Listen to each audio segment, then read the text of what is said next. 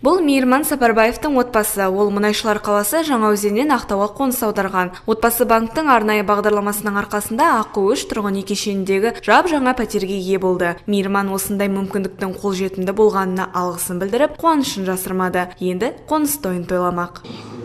Көп рахмет. Жылдан жылға мерекеміз аман жете берсін, құтты болсын.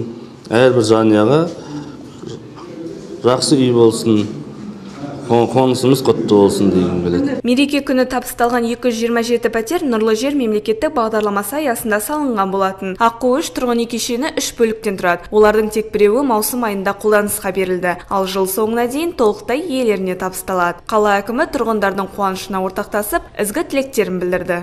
Биыл еліміздің тәуелсіздігінің 30 жылдығына орай, одан кейін Астана күніне орай бітіріп, қазір сіздердің қуаныштарыңызға куә болғалы тұрмыз. Олай болатын болса, Астана күнімен тұспа-тұс келіп жатырған қоныс тойларыңыз құтты болсын.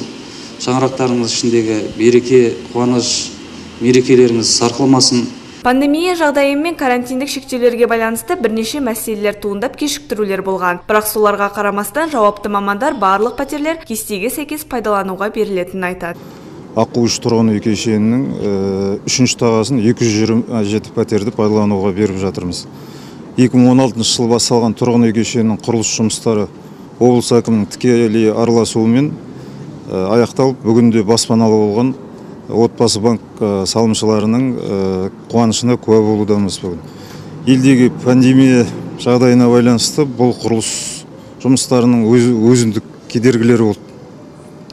Алайда жергілікті кәсіпкерлердің қолдауымен 670 пәтерлік кешенді аяқтадық.